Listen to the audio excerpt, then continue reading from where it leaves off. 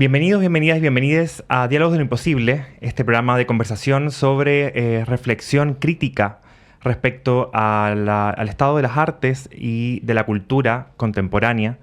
Y en esta oportunidad, este programa que está dirigido y también producido por la Dirección de Creación Artística de la Vicerrectoría de Investigación y Desarrollo de la Universidad de Chile, les invitamos a hablar sobre un tema que nos convoca hoy día.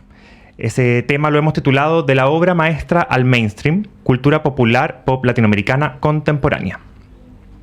Y para reflexionar sobre estos temas, ¿no? quiero partir con una reflexión inicial que tiene que ver con esta hiperproducción de imágenes en la que nos encontramos hoy día en este mundo neoliberal, donde corren, circulan con mucha rapidez las imágenes y cómo eso ha transformado también la forma en la que se recepcionan desde las audiencias, desde el consumo cultural, cómo eso también ha permitido que ciertas imágenes que antes se consideraban banales, que se consideraban propias del desecho, hoy día puedan abrir un espacio, ¿cierto?, a la investigación y la reflexión crítica, también a la producción en obra desde los artistas y los gestores culturales. Para ello tenemos a dos invitados, una invitada y un invitado muy especiales. Ellos son Matías Hermosilla. Bienvenido, Matías. Muchas gracias por la invitación. Matías es doctor en Historia por Stony Brook University en Estados Unidos. Además es licenciado y magíster en Historia de la Pontificia Universidad Católica de Chile.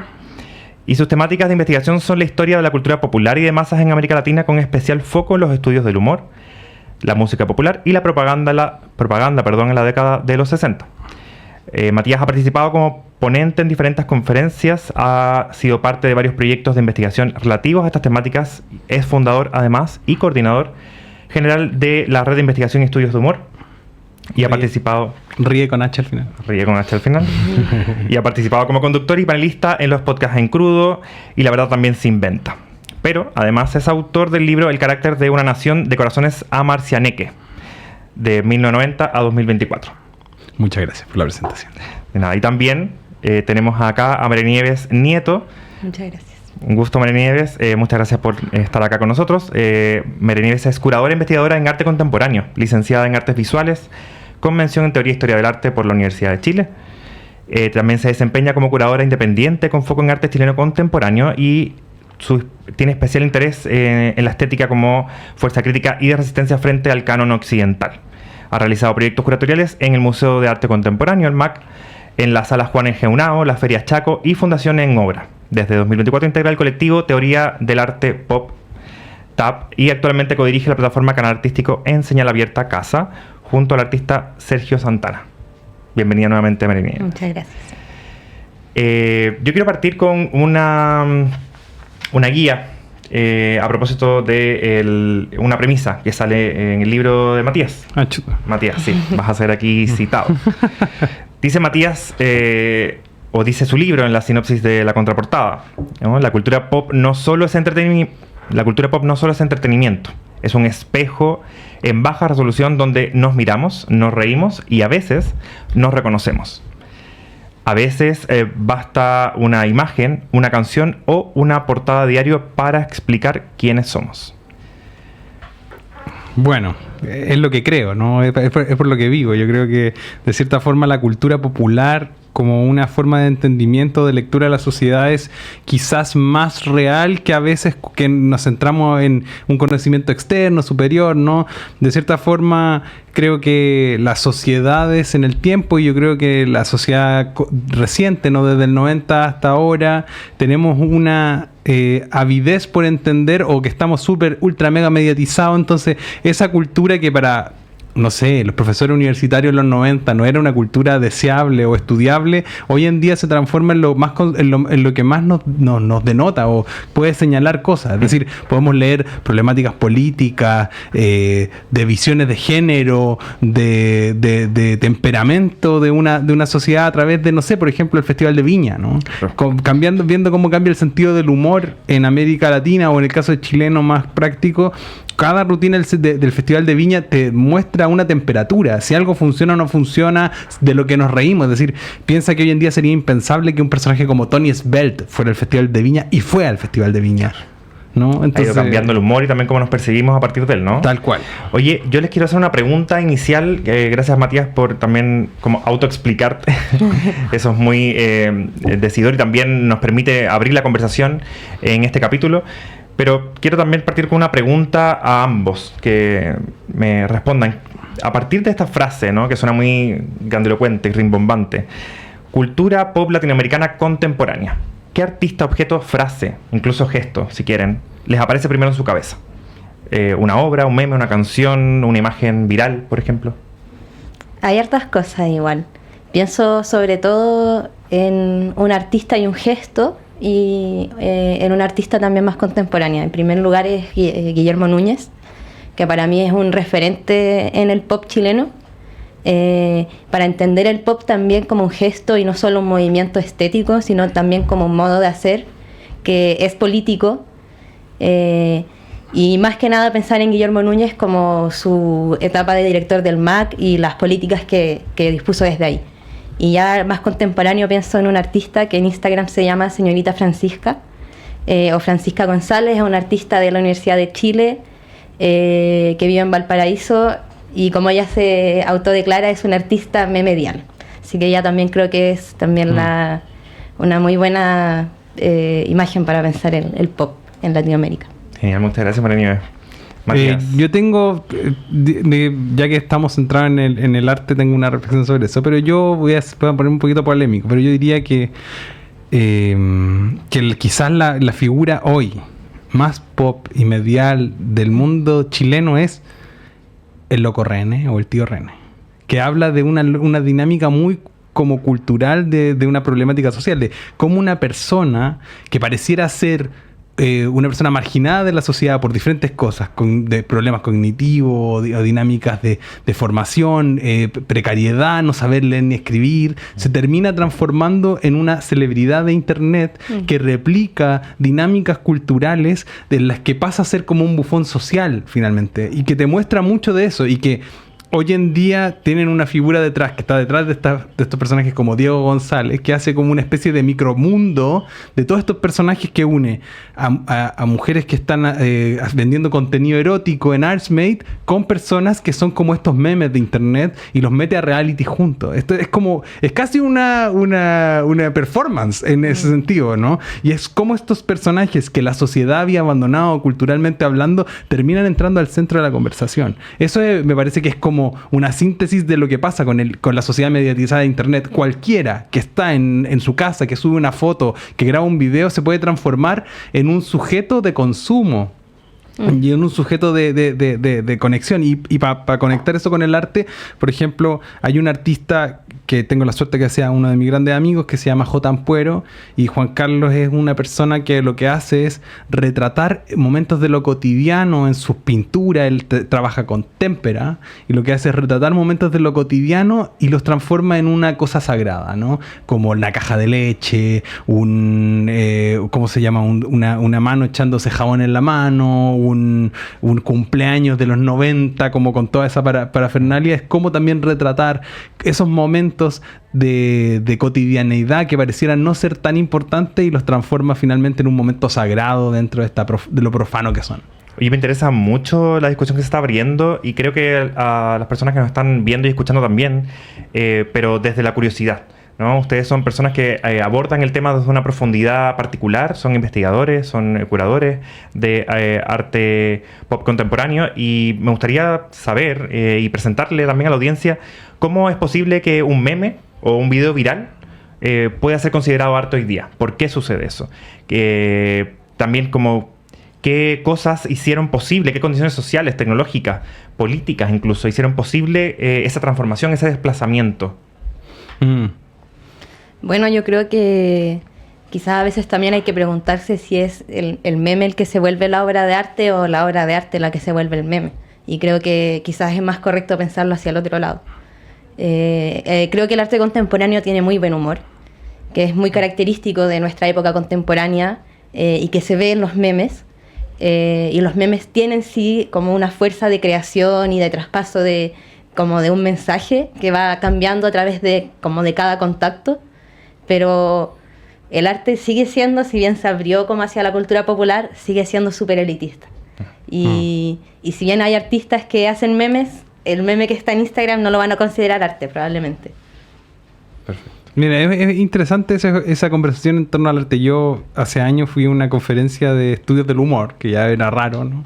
Y en Estados Unidos, y se presentó por primera vez el primer libro sistematizado sobre memes de una autora que se llama Limor Schiffman, que se llama Memes in Digital Culture, que es como ya el primero, que ya de hecho está completamente como pasado de moda porque ya no es Gangnam Style, ¿no? Como la problemática social. Pero lo que plantea es que el meme viene del concepto de mímesis, ¿no? Que es la idea de algo que se parece a la realidad o que exagera la realidad, ¿no? Como lo que Víctor Stoichita llama hiperrealidad, ¿no? Entonces, de cierta forma, la sociedad contemporánea se basa en la creación de estas sobrerealidades. Yo siempre como que a mis estudiantes les pongo el ejemplo de Stefan Kramer, ¿no? Que hace que, por ejemplo, en personajes como Salaquet nunca hizo ese que hacía Salaquet supuestamente en el personaje de Kramer, pero es tan fuerte la creación de esta imagen que va sobre la imagen real que nos modifica la forma en que vemos a esa persona, que le exigimos que haga ese sonido. Entonces, hoy en día el meme o la forma en que se aproxima es que esa figura viral se moldea al nivel de modificar el resto y modificar el arte y modificar todo. Claro. Nos modifica la forma que nos referimos. La gente habla con frases de los personajes virales. Como antes las sacaban de las teleseries o las sacaban de un programa de tele, ahora, no sé, la gente dice querís todo porque René Puente dice eso o lo que sea. De cierta forma, cada uno, o buenardo, o conceptos que están en el habla popular, son adaptados también de esta hiperrealidad que sobrepasa los espacios en cómo entendemos la lógica de lo cotidiano. Y en ese sentido, creo que hay un camino para pensar desde que, de cierta forma, y estoy muy de acuerdo con Marini, en el mundo del arte es difícil como cuando aparecen estos personajes. Es decir, hay todavía una escuela tradicional de arte que odia el arte pop y que odia a figuras como Andy Warhol, que no lo consideran parte de ese canon, ¿no? Y a pesar de eso, igual sigue siendo más conservador o tradicional para el mundo del arte, ¿no? Y sobre eso me gustaría, porque claro, aquí se genera todavía una resistencia, ¿no? Podemos abordar un poco más qué ocurre cuando el arte pop entra al museo, a la academia, a la institución de la teoría del arte. ¿Por qué todavía genera estas resistencias? ¿Cómo creen ustedes que se adapta, si es que es así? ¿Y cuáles son esos límites también? Claro, creo que hay una primera lectura que es como que el arte pop entra a la institución, pero más bien es un poco al revés, como que no es el arte el que toma los productos de consumo para hacerlo su tema, que si bien esa es la primera acción que se da, pero la reacción es que el mercado toma el arte como producto de consumo.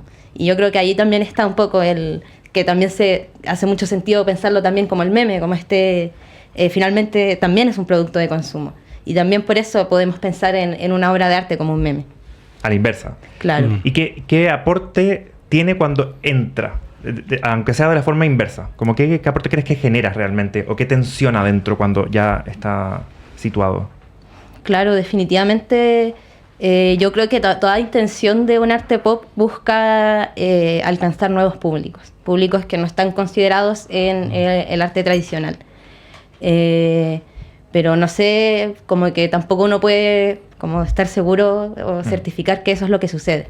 Claro. Al menos desde sus propias creaciones, por ejemplo, esa experiencia, Matías, ¿cómo lo has visto tú? Sí, estoy de acuerdo. Yo creo que eso que es difícil. Es que, por ejemplo, ya diríamos que la historia, yo como esa es mi disciplina, como historiador, yo diría que ya la historia cultural no es algo tan raro, pero por ejemplo, cuando mi maestro Claudio Rolle con Juan Pablo González hicieron Historia Social de la Música Popular en Chile, era sostenido y resistido a hacer un libro de leer la sociedad, porque no era una historia de la música, era leer la sociedad desde la música. Entonces, en ese sentido, claro, a los 90, a finales de los 90, ya estaba en tensión, en los 80 Stuart Hall y toda la movida de... Y por ejemplo, yo pensaba mucho al principio cuando tú mencionabas lo hipermediatizado en una pensadora estadounidense que se llama Jean Franco, que tiene un libro que se llama The Decline and Fall of the Lettered City, que ella plantea que la cultura de masas destruyó la cultura popular del imaginario pueblo, porque esa es la resistencia que ella tenía, ¿no? Porque de cierta forma que todo esto, y cómo desde la construcción de cómo se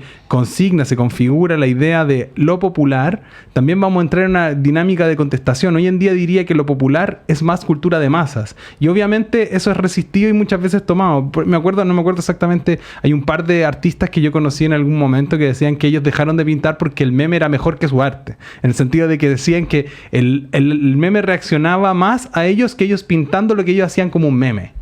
Entonces, como de cierta forma en la retórica cultural, no sé, pienso en figuras como que ya se han retirado del mundo público incluso, por diferentes cosas, pero como Francisco Papas Fritas, por ejemplo, que era como una performance como de meme casi en muchos casos, que hoy en día ya no necesita ser llevado a un espacio como de la galería, porque los memes van avanzando mucho más rápido que muchas veces que los artistas contestando a los memes.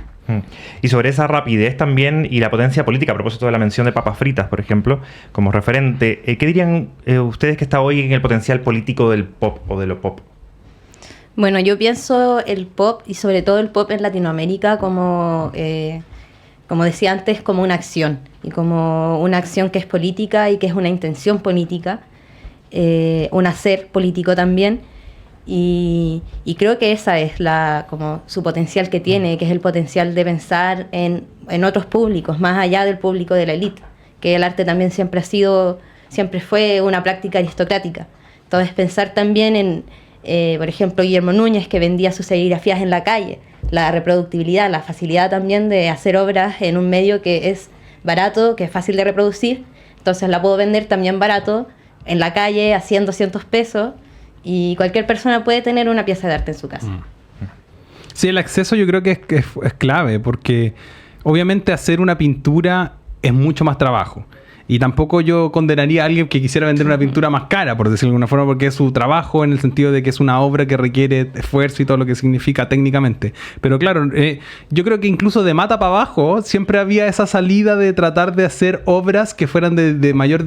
como incluso Mata que le hacía estos dibujos a amigos en postales para que las vendieran cuando necesitaban plata, en el exilio, ¿no? De cierta forma igual ha habido búsquedas de entender el arte como una herramienta de movilidad y el pop en ese sentido como una herramienta que abraza ese espacio. Y yo creo que obviamente a la gente le hace mucho más sentido la cultura popular de masas que, en paralelo podríamos decir, el gran arte tradicional, pictórico, de esa tradición, como de ese canon histórico chileno, que hoy en día, si lo vemos, entre más se adecua al tiempo, más entra el pop a la galería, más entra el pop al museo. Perfecto. Muchas gracias por sus opiniones, sus interacciones también en esta conversación tan interesante respecto a la cultura popular contemporánea en América Latina. Este episodio llamado De la obra maestra al mainstream va a continuar después del receso, y así que nos seguimos escuchando y viendo después de la pausa.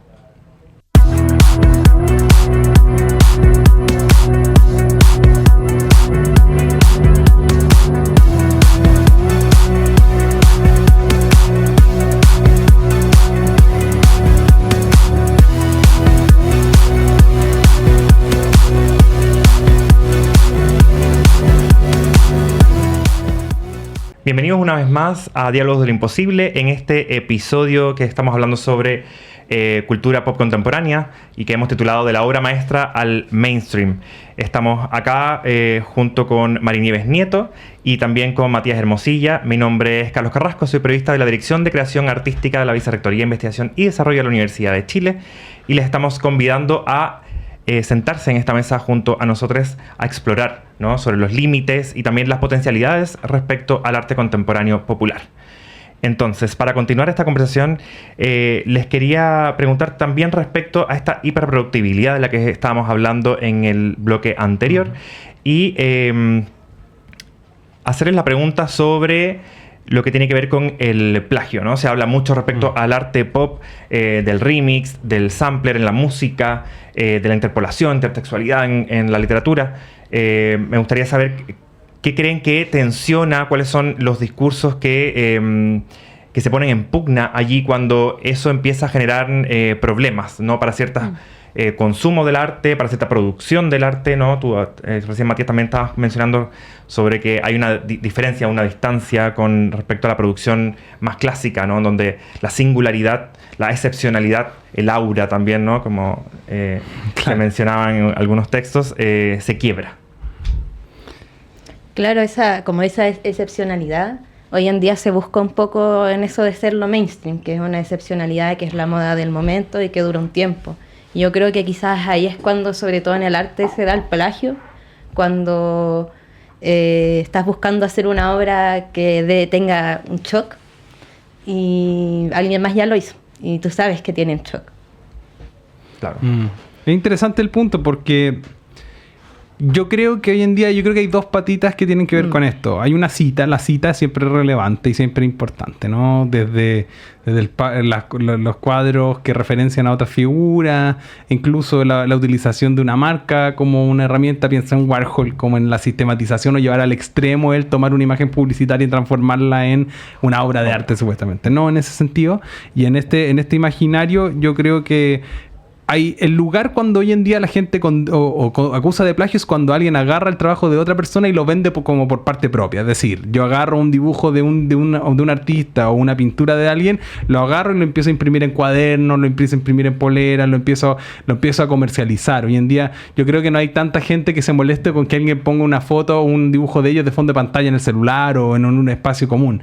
Oye, como que el problema en ese caso, o lo que podríamos considerar el plagio, es cuando tú utilizas eso y te enriqueces en base al trabajo de otra persona. Y lo otro, y que es lo más polémico hoy en día, que no hemos tratado todavía, pero que es la inteligencia artificial como la generación automatizada de, yo lo que llamo, es como de saber común. ¿A qué me refiero?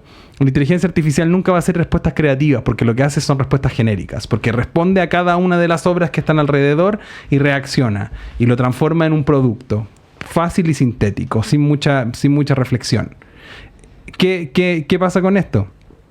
La obra en ese sentido, muchas veces la inteligencia artificial lo que hace es esta generalidad transformarla en obra y claro, la gente se queja, pero si vamos al fondo, figuras como Salvador Dalí, a quien Breton llamó Ávida Dólar, sacando el nombre de Dalí, haciendo una deformación del nombre, porque finalmente hay gente que sí le interesaba vender el arte por venderlo. Es decir, fue tanto que Dalí dejó cientos de hojas firmadas para que le pusieran fotos encima de litografía, de lo que fuera. Por eso hay tantos Dalí en todos lados.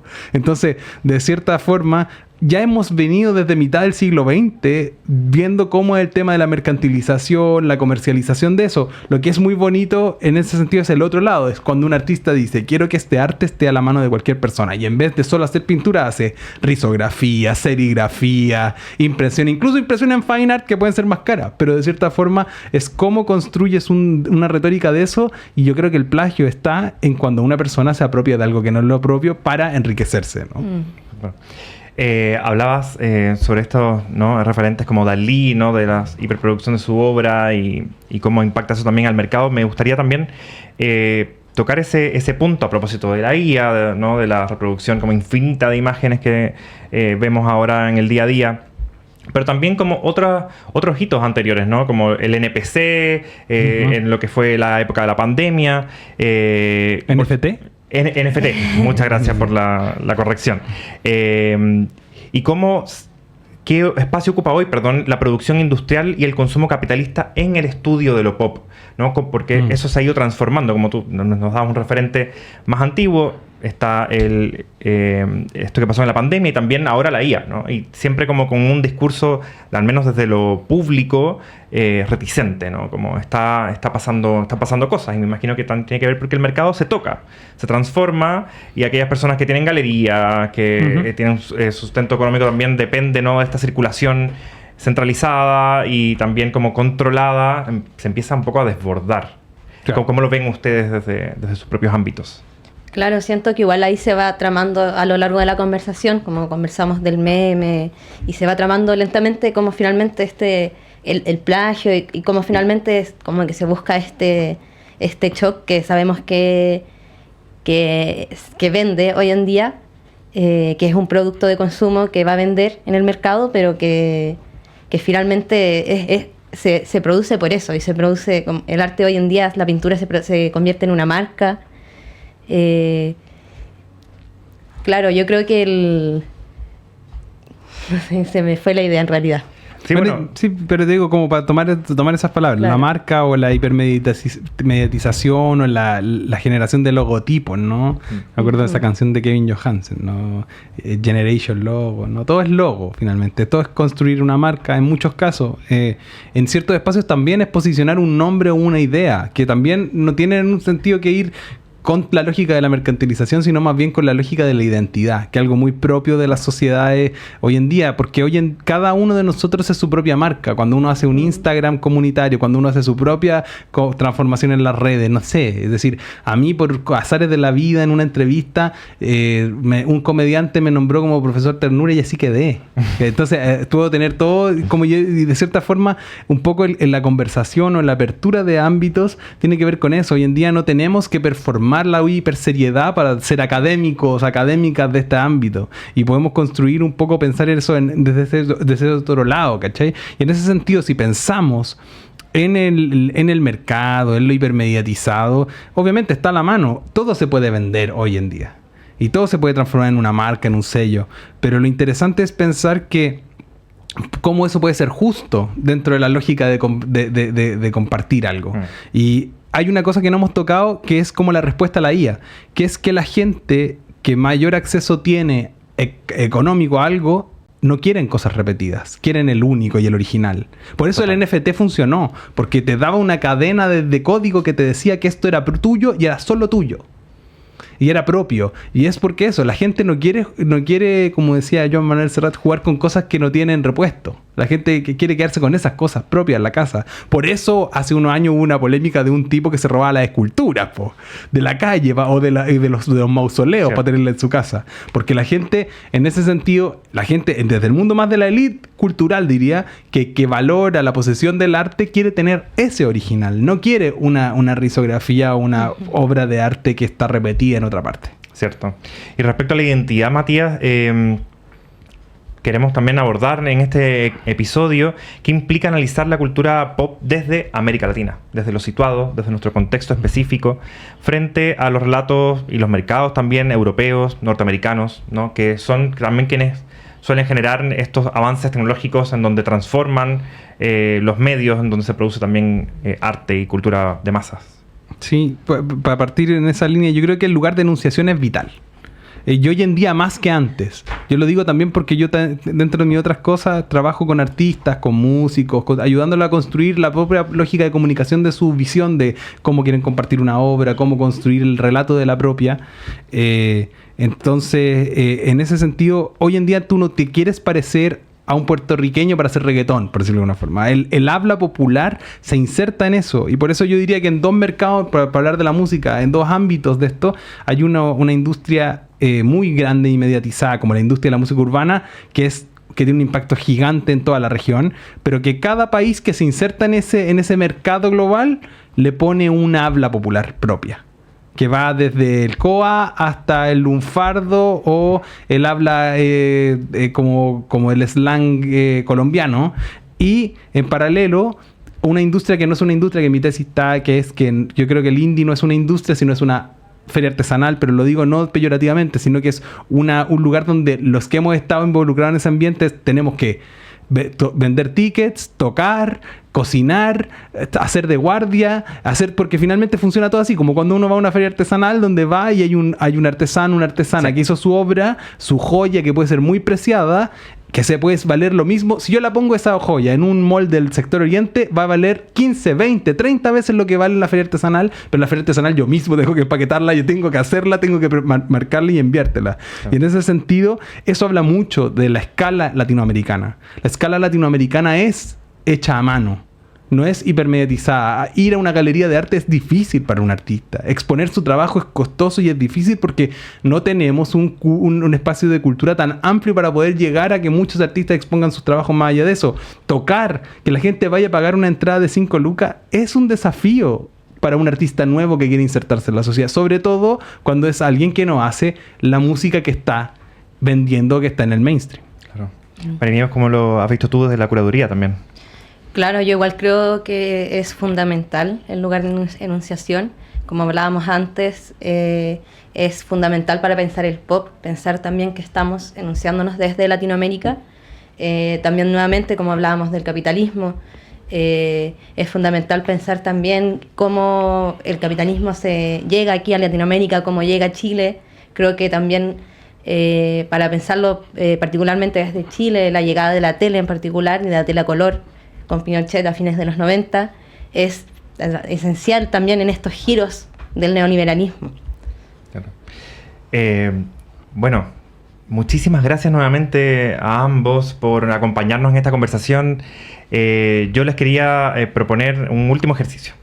Hemos hablado bastante sobre todo el universo que tiene que ver con la producción y también la reflexión sobre arte contemporáneo, popular.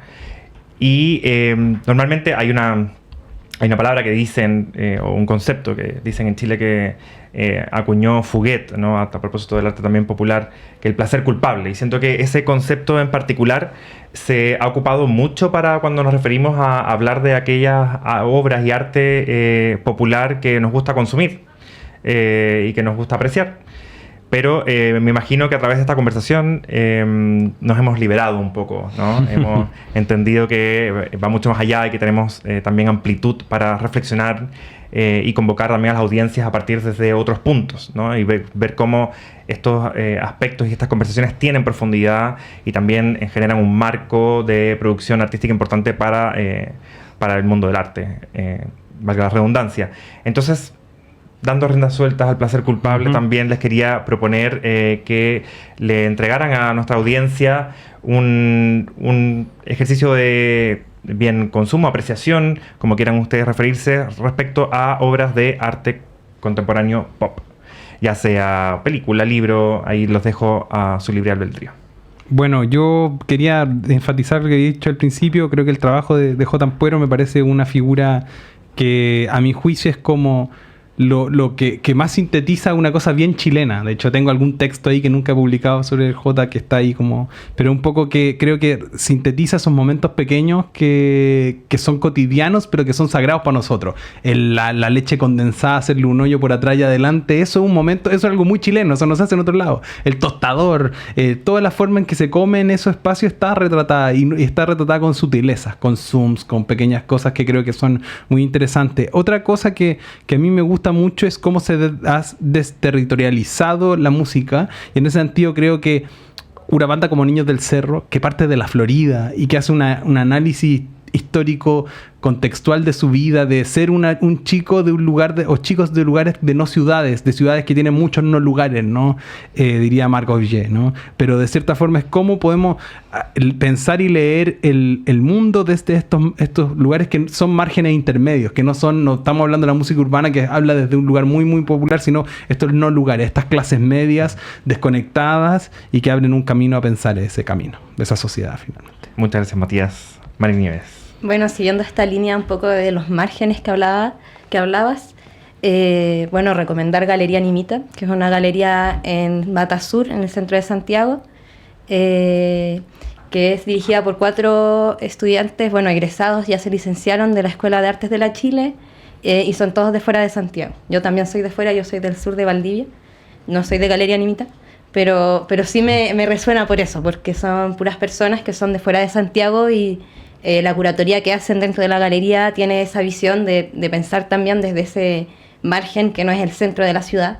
Bueno, están también cerca del Persa Biobío, como que también habitan un espacio que es pensarlo también desde el margen y trabajan mucho con artistas emergentes, artistas que están, como darle la oportunidad también a artistas de tener su primera exposición, que es súper difícil, de contactarlos con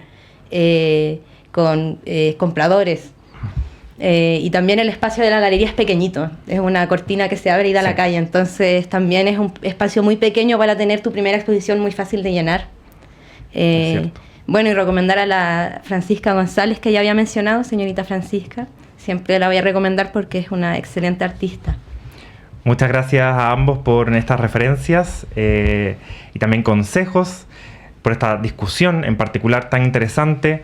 Y les dejo invitados, espero que hayan disfrutado este episodio de la obra maestra al mainstream, cultura pop latinoamericana contemporánea. Les dejo invitados e invitadas, todos a seguir escuchándonos y seguir viéndonos a través de canal Uchile TV y a través de la Radio Universidad de Chile. Mi nombre es Carlos Carrasco y les agradezco una vez más que hayan participado en esta mesa. Muchas gracias, que estén muy bien. Muchas gracias. Gracias a ambos.